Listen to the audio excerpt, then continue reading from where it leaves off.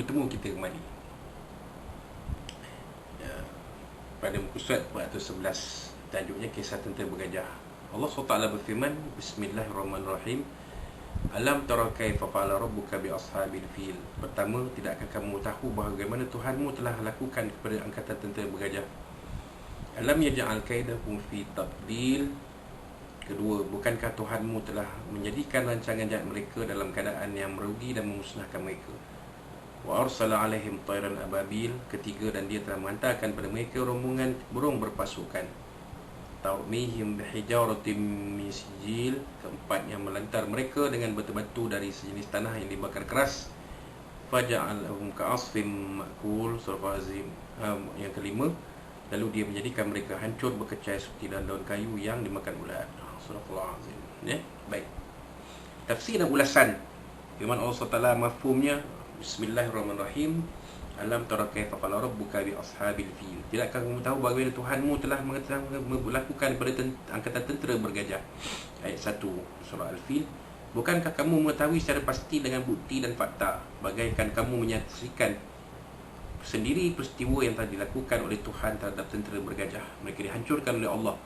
Allah membuktikan bahawa dia berkuasa menjaga rumahnya yang suci. Oleh itu, apakah tidak wajar kamu beriman dengan Allah? Padahal ada sebagian mereka yang menyaksikan dengan mata kepala mereka sendiri peristiwa di mana kaum Nasrani Habsyi yang menguasai Yaman menuju ke Hijaz untuk meruntuhkan Kaabah. Apabila mereka menghampiri Kaabah dan ingin memasukinya, Allah mengutuskan kepada mereka sekumpulan burung yang membawa anak-anak batu dan mencampakkannya kepada atas mereka, lalu menyebabkan mereka binasa. Allah Ta'ala tanya pada Nabi, khususnya kepada kita semuanya, tidakkah menyaksikan bagaimanakah perbuatan Allah Ta'ala ke atas tentera bergajah ini? Ya, kan? Sama ada pada orang Mekah melihat sendiri peristiwa itu, ataupun pada kita yang membacanya melalui kitab, bukunya, kitab-kitab dan buku-buku sejarah, ya. Wallahu a'lam. Yang kedua, alam yaj'al kaidahum fi tadlil. Surah Azim. Bukankah Tuhanmu telah menjadikan rancangan jahat mereka dalam keadaan yang merugi dan memusnahkan mereka? Ayat 2. Allah memusnahkan rancangan perkataan jahat mereka. Tegasnya, apakah kamu tidak melihat bagaimana bahawa Tuhan kamu telah menggagalkan tipu daya dan usaha mereka untuk meruntuhkan Kaabah dan meremajalela memperkosa hak penduduknya? Mereka tidak dapat sampai ke Baitullah dan tidak dapat mencapai matlamat tipu daya tersebut. Sebaliknya, Allah membinasakan mereka. Perkataan Al-Qaid bermaksud mahu memudaratkan orang lain secara tersembunyi, ya. Oleh kerana kaum bangsa Muhammad Muhammad telah mengetahui peristiwa tersebut, maka mereka hendaklah takut kalau Allah menurunkan azab yang sama seperti itu. Andainya mereka kufur kepada Allah, menolak para Rasul, kitab-kitab dan menghalang orang lain untuk beriman bersungguh-sungguh kepada Allah. Ini dia peringatan Allah SWT secara tersirat kepada orang Arab Quraisy. Kalau mereka dah melihat peristiwa ini, pastinya mereka akan sedar apa yang akan berlaku kalau mereka cuba menghalang dakwah yang disampaikan oleh Nabi SAW. Wa arsala alaihim tayran ababil. Dan dia telah menghantarkan kepada mereka rombongan burung berpasukan yang melontar mereka dengan batu-batu dari sejenis tanah yang dibakar keras. Ayat 3, 4. Allah telah mengutus pada mereka beberapa kumpulan burung hitam yang datang berduyun-duyun dari laut. Setiap ekor burung membawa 3 biji batu kecil, 2 batu biji terletak di kaki dan sebiji terletak di paruh. Sesiapa yang terkena batu tersebut akan hancur dan binasa. Batu itu bersaiz kecil yang terjadi daripada tanah yang keras, bersaiz kecil seperti kacang putih, yang hamsah, lebih besar daripada kacang dal, adas. Sesiapa yang terkena sebahagian daripada batu tersebut menyebabkan timbul ketumbuhan di tubuh mereka seperti penyakit cacar dan campak yang menyebabkan mereka meninggal dunia. Ni dia, bahaya, kan? Inilah yang dikatakan weapon of mass destruction. Ya. Maka pakar-pakar ketenteraan dan persenjataan mengambil pengajaran dari cerita ini, maknanya mereka mencipta pula senjata-senjata yang boleh membawa kemusnahan besar seperti bom kluster. Ya. Bom kluster ni bila dia jatuh, dia bukan kat situ, dia berebak besar. Mereka mengambil pengajaran daripada kisah burung ababil ni. Wallahu a'lam. Faja'alahum ka'asfim ma'kul. Surah Azim. Mafhumnya, lalu dia menjadikan mereka hancur berkecai seperti daun kayu yang dimakan ulat. Ayat 5 surah Al-Fil. Mereka menjadi seperti sisa daun yang dimakan ulat. Akhirnya mereka semua dimusnahkan oleh gejala berkenaan. Imam Al-Bukhari meriwayatkan lama Attala Rasulullah SAW Yawm Al-Hudaybiyah ala thunay, ya, ala thunayyah allati tuhbitu bihi ala Quraisy. Kita Rasulullah SAW sampai ke kedaran Thaniyah, ya, ala Thaniyah, dalam perang Al-Hudaybiyah, dan tempat persiapan baginda berkhemah menghadapi tentera Quraisy. Barakat naqatu, untuk baginda terduduk. Fazajaruha, boleh dihedik supaya bangun. Fa'ahallat, untuk tersebut enggan bangun. Faqalu khalat al-qaswa, sahabat berkata untuk Qaswa ini mula buang tebiat, ai hazinat. Faqala Rasulullah SAW ma khalatit al-qaswa, Rasulullah SAW jawab bukan buang tebiat. Wa ma dzaka laha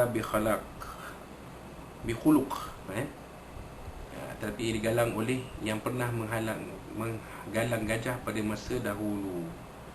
Walakin hubbuha habisul fil, kemudian beliau tapi ia digalang oleh yang pernah menggalang gajah pada masa dahulu. Thumma qala, kemudian Nabi SAW bersabda, wallazi nafsi biyadihi, demi Allah yang menyamuk dalam genggamannya, la yas'aluni al-yawma khuttatun ya'zimuna fiha hurmatullahi illa ahabbathum ilaiha. Apa dia tuan-tuan? Kalau orang Quraisy mengajukan satu kereta senjata di mana mereka bersedia menghormati syiar suci Allah, pasti akan aku terima cadangan itu. Thumma zajaraha, kemudian baginda mengherdik untuk Qaswa supaya bangun. Faqamat, selalu untuk itu pembangun. Apa pengajaran tempat sini? Unta Nabi SAW, sahabat suruh bangun pun dia tak mahu. Yang boleh suruh dia bangun tuan dia je. Itu pengajaran yang kita dapat di situ, tabiat haiwan. Tapi inilah dia, ini kisah yang berlaku ketika itu. Manakala hadis Sahih Al-Bukhari dan Muslim, kedua-dua pengarang ini menegaskan bahawa Rasulullah SAW bersabda pada hari pembukaan kota Mekah, Inna Allah habbasa ala Makkah al-fil, sungguh Allah telah menghalang gajah-gajah daripada masuk kota Mekah. Wa sallata 'alaiha rasulahu wal mu'minun, wa sallata 'alaiha rasulahu wal mu'minin, dan Allah memberikan mandat kuasa pada Rasul dan orang-orang beriman. Wa innahu qad 'adat hurmatuha al-yawma ka hurmatiha bil ams, sungguhnya Allah telah mengembalikan semula status kemuliaan dan kedaulatan Mekah pada hari ini sebagai yang dinikmati pada masa lalu. Ala fayuballighu syahidul ghaib, oleh itu orang-orang yang hadir perlu memberitahu orang-orang yang tidak hadir. Maka akhir sekali peneman Yahuda dan Huwakam dari ayat teratas dapat dirumuskan beberapa perkara berikut.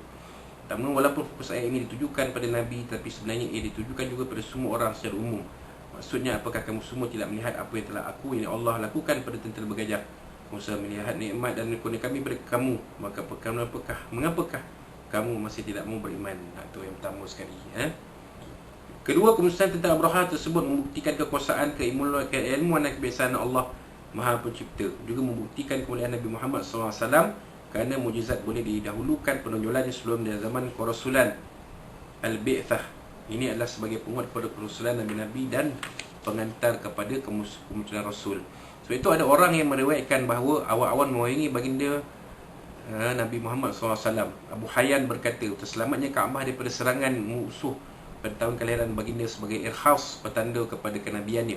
Yang munculnya burung-burung sebagaimana yang digambarkan adalah di antara benda-benda luar biasa dan mukjizat digunakan pada para Nabi.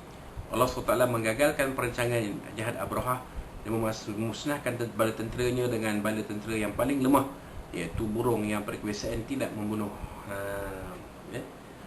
Yang ketiga, peristiwa itu juga menunjukkan penghormatan Allah terhadap Kaabah dan kurnia tersetunya kepada orang-orang Quraisy dengan mempertahankan mereka daripada ancaman musuh. Antara itu, mereka wajib segera beriman dengan risalah Nabi Muhammad SAW serta beribadah kepada Allah dan mensyukuri nikmatnya. Inilah yang paling tersirat dalam surah Al-Fil ini.